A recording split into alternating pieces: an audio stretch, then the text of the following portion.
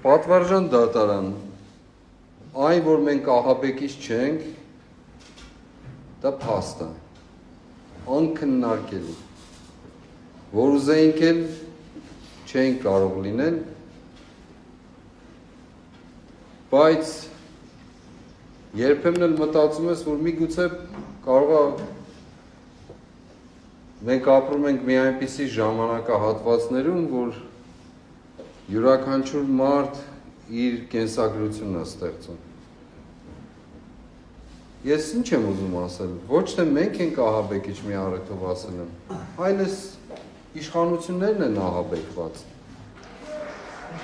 Երկրորդ պարագան, մենք հակաահաբեկչական գործողություններ ենք կատարել ախր, որովհետև երկրի թիվ 1 ահաբեկիչը մինչև այսօր սպառնում է մարդկանց, բոլոր առումներով։ Ընդ որում նաև 3 առաջ օրը սպառնալով նաև մեր ընտրական իրավունքին, ասելով, որ 500,000 հոգի կաշառքով գնացել ընտրել է սրան նրան։ Հիմա նա կարող է ասել, այդ ահաբեկչությունը անելով, ես համարում եմ դա ահաբեկչություն, մարդկանց վախեցնելով։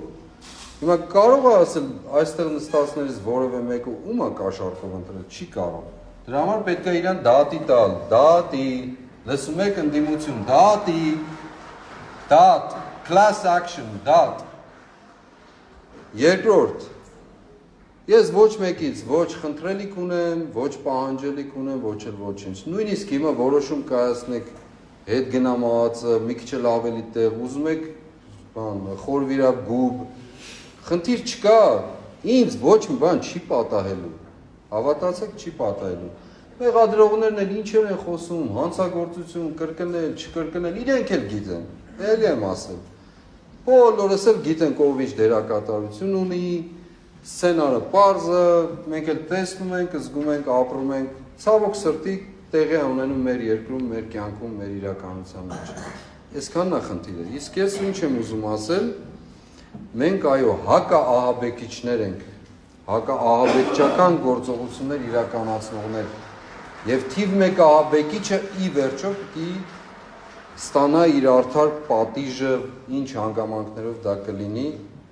վստահաբար իրավական ճանապարհով, օրինական ճանապարհով։ Իսկ խոսքս ուզում եմ ավարտել ասելով. ազատություն Միքայել Սրբազանին, ազատություն բոլոր քաղաքականավորներին,